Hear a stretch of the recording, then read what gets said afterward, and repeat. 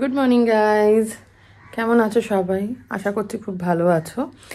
আজকে হচ্ছে 1 ডিসেম্বর আর এখন বাজে সকাল 9:15।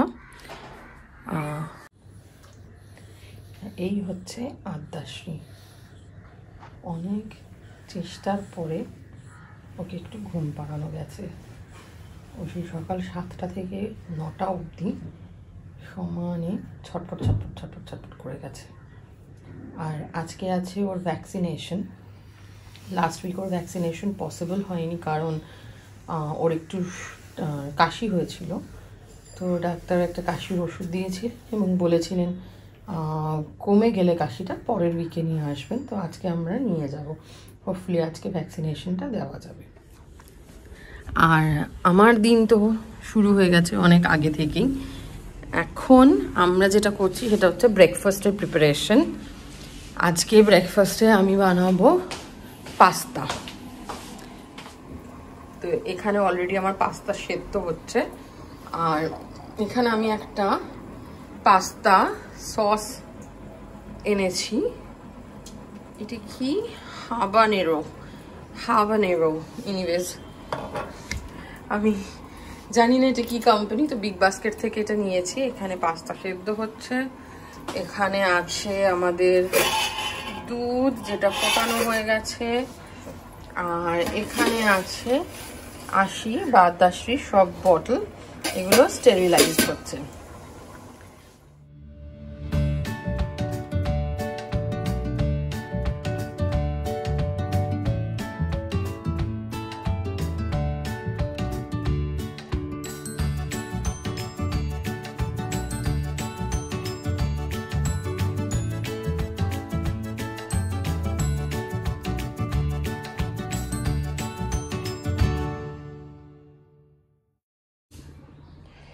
তো আমাদের ব্রেকফাস্ট কমপ্লিট। আমার আর অরবিন্দ্র কমপ্লিট। আমার মা বাবার এখনও হয়নি কারণ বাবা আজকে একটু লেটে উঠেছে। সবারই আমাদের এখন অ্যাকচুয়ালি টাইমিংটা ভীষণ পাল্টে গেছে আদ্যাশ্রীর জন্য। সারা রাত জেগে জেগে সবাই ভোরের দিকে ঘুমিয়ে পড়ে।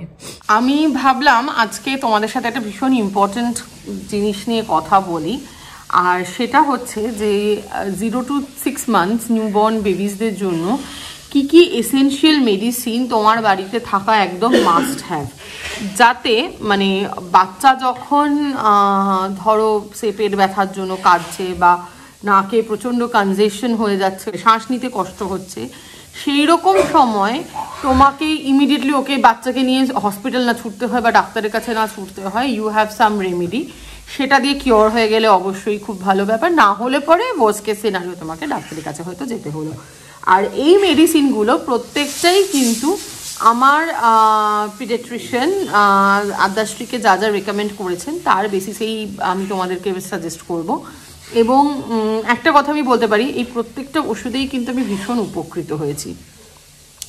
বাট আগেন অফকোর্স মানে একটা ডিসক্লেমার হচ্ছে, কিছু কিছু মেডিসিন আমি স্পেসিফিক্যালি বলে দেবো যেগুলো ইউজ করার আগে সবসময় তোমাদের কিন্তু তোমাদের নিজেদের ডাক্তারের সাথে একবার কনসাল্ট করে নেওয়া উচিত। তো প্রথম ওষুধ, এবং মানে আমি বলবো একদম ধন্বন্তরী আর কি আমার কাছে, সেটা হচ্ছে এই ওষুধটা। আমি জানি না দেখা যাচ্ছে কি না, ওষুধটার নাম হচ্ছে কলিকেড। আর এই ওষুধটা কিন্তু কোনো অ্যালোপ্যাথি ওষুধ নয়, এটা হচ্ছে একটা গাছের extract, it's a tree extract,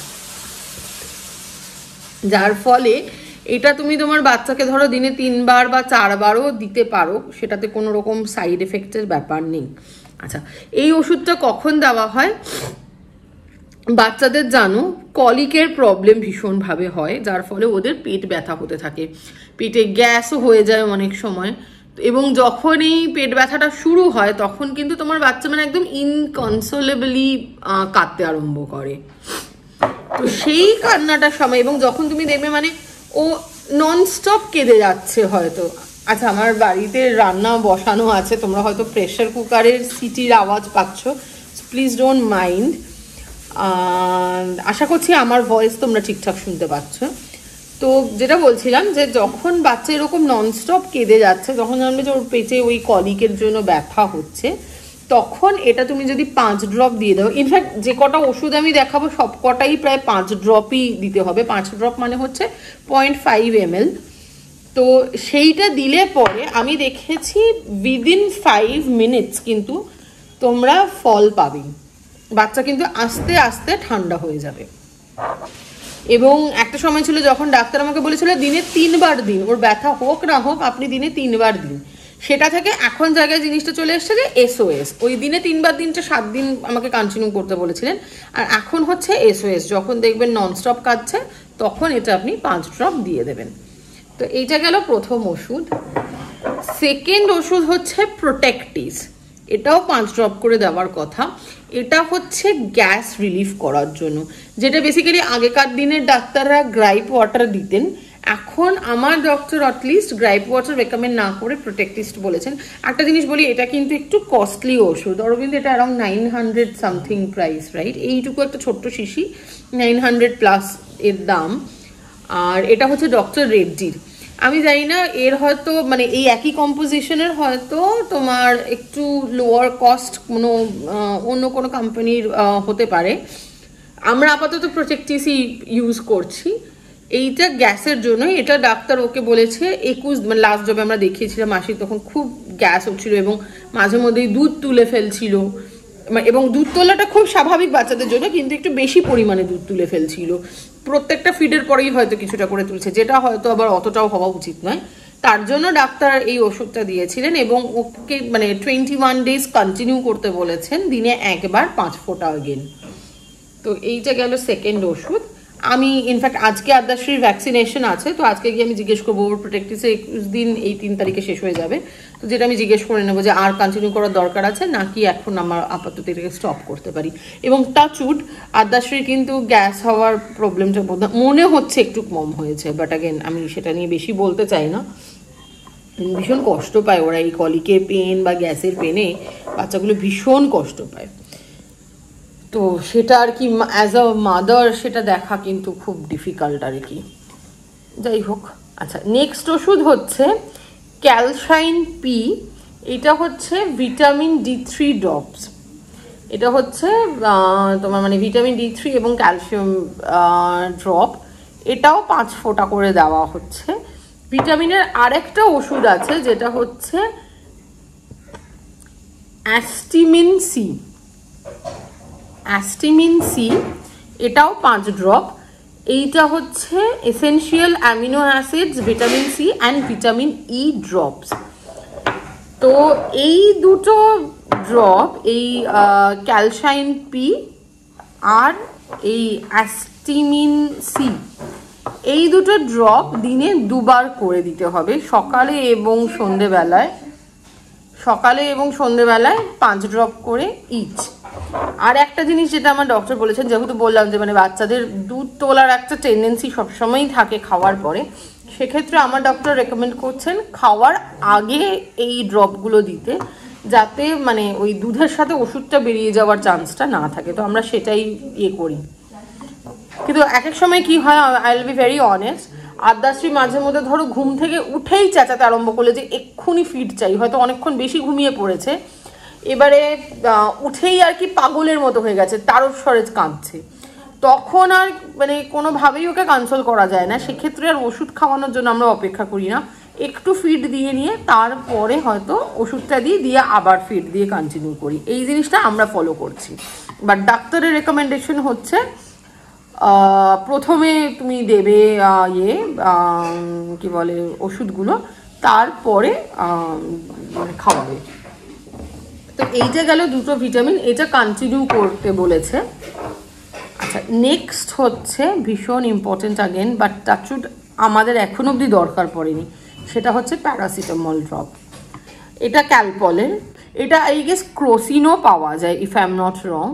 তো আমরা এটা ইউজ করছি মানে আমরা কিনে রেখেছি, কিন্তু এখন অবধি একদিনও ইউজ করা হয়নি।